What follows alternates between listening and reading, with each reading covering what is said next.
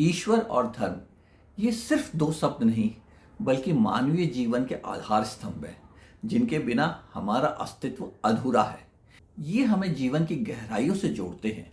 हर इंसान का जन्म, जीवन और मृत्यु, इन सभी चरणों में ये दोनों विचार छाया बनकर साथ चलते हैं। बचपन में माँ की गोद में सुनी प्रार्थनाएं, युवावस्था में धर्म के सिद्धांतों पर उठे सवाल और बुढ़ापे में ईश्वर की शरण में शांति या स्वर्ग की तलाश। जीवन का हर पल इन्हीं के इर्द गिर्द घूमता है। मगर आज का सवाल है, धर्म और ईश्वर एक ही हैं या अलग अलग? हमारे संस्कार, त्योहार और दैनिक जीवन के छोटे बड़े निर्णयों में धर्म और ईश्वर की छाप साफ दिखती है। ये जड़ें हमें बांध कर भी रखती हैं और दिशा भी देती हैं। हमारी बहस तेरा धर्म या मेरा धर्म या तेरा ईश्वर या मेरा ईश्वर पर नहीं है।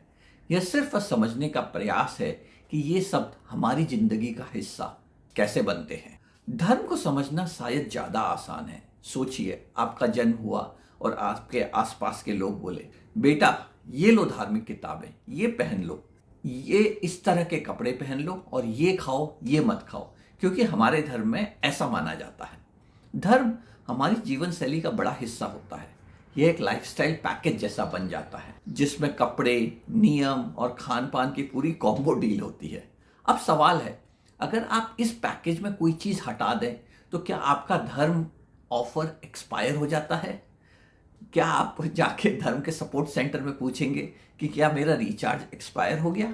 तो चलिए सबसे पहले हम धर्म की बात करते हैं और फिर हम ईश्वर की बात करेंगे और देखेंगे कि क्या इनके बीच कोई संबंध या निर्भरता है। यहाँ हम यह साबित नहीं करना चाहते कि एक धर्म दूसरे से बड़ा है।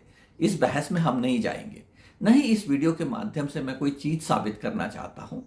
ये सिर्फ एक अवसर है कि हम अपने विचारों को टटोलें और समझें कि इन विषयों के बारे में हमारी समझ कैसे पनपती है, हम इन विचारों को आकार क्यों और कैसे देते हैं।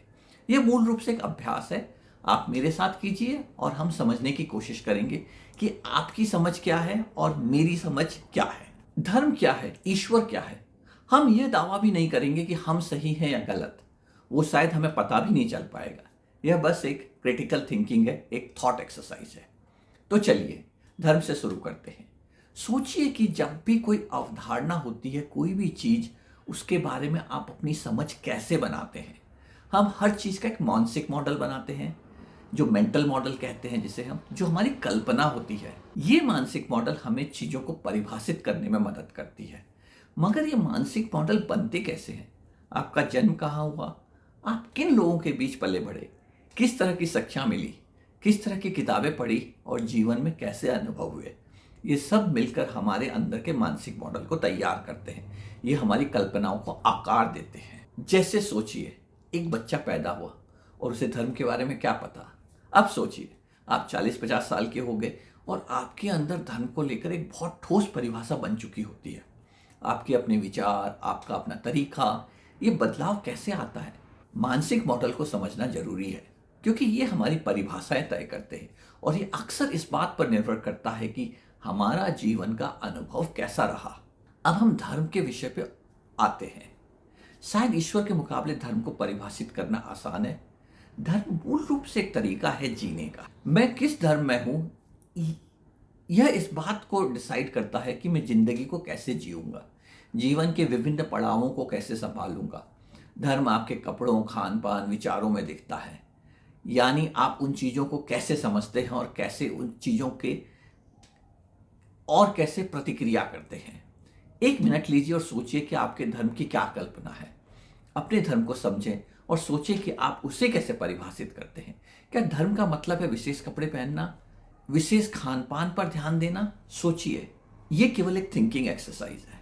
यहाँ पे हम साबित करने नहीं आए कि कौन सही है और कौन गलत है। यह सिर्फ अपनी समझ को समझना चाहते हैं। तो चलिए एक अभ्यास करते हैं। ब्रह्मांड बहुत बड़ा है, शायद हमें पता भी नहीं कि उसका दूसरा छोर क्या है।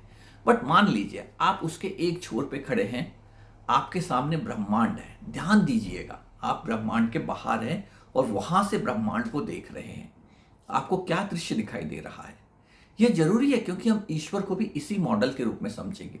हम सही या गलत साबित नहीं कर रहे हैं, हम केवल अपनी समझ को समझ रहे हैं। आप ब्रह्मांड के ऊपर खड़े हैं, आपको क्या दृश्य दिखाई दे रहा है? अपनी आंखें बंद करिए और उस कल्पना को आकार दीजिए। अब हम ब्रह्मांड में प्रवेश करेंगे और धीरे धीरे सौरमंडल से होते हुए पृथ्वी की ओर बढ़ेंगे।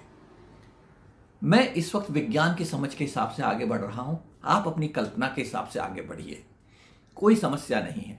ये केवल एक अपनी समझ को समझने का तरीका है। आपको क्या दिखाई दे रहा है? आकाशगंगाएं जो मुझे दिखाई दे रही हैं, मिल्की वे, अब सौरमंडल दिखाई देगा, सूरज और ग्रह, अब धरती आई, गोल पृथ्वी, पानी है, अनगिनत जानवर, पेड़ पौधे और उनके अपने जीवन हैं। जमीन पर ध्यान केंद्रित करते हैं। 10 से 20% भाग पर मनुष्य आबादी है, बाकी पहाड़, रेगिस्तान दिखाई दे रहे हैं। चलिए किसी शहर में जाते हैं, लोग दिखाई दे रहे हैं, अलग अलग पहनावे, खान पान, रीति रिवाज। क्या आपको धर्म दिखाई दे रहा है? इस विचार को आत्मसात कीजिए। जब आप ब्रह्मांड के बाहर खड़े थे और आपकी अभी की मनोस्थिति और तब की मनोस्थिति में क्या फर्क है, आपकी कल्पनाओं में क्या फर्क आया है? क्या आप अचानक से किसी पॉइंट पर आकर धर्म के रूप को देखने लगे? अब थोड़ा समुद्र की गहराइयों में जाते हैं, वहां क्या आपको धर्म दिख रहा है या फिर कौन सा धर्म दिख रहा है? आप जिस शहर को देख रहे हैं उस हिसाब से क्या आपके धर्म की परिभाषा और जो आप धर्म का दृश्य देख रहे हैं वो बदल रहा है? मैं यहाँ रुकना चाहता हूँ, मगर आप चाहें तो इस कल्पना को जारी रख सकते हैं। ये भी सोचिए आप अपनी उम्र के पड़ाव में किस वक्त धर्म को परिभाषित करने लगे, किस वक्त धर्म की कल्पना को ठोस आधार देने लगे। जुड़ाव डर की वजह से बना या इस उम्मीद में कि उससे आपको सफलता प्राप्त होगी? जरूरी है कि हम अपनी समझ को सबसे पहले समझें, तभी हमें एक बेहतर तरीका मिलेगा चीजों को समझने का। धर्म को लेकर आज हम यहीं रुकते हैं। अगली वीडियो में हम ईश्वर को समझेंगे और देखेंगे कि धर्म और ईश्वर के बीच का क्या संबंध है। उम्मीद है आपको वीडियो पसंद आया होगा। सुझाव हो तो कमेंट में जरूर लिखें।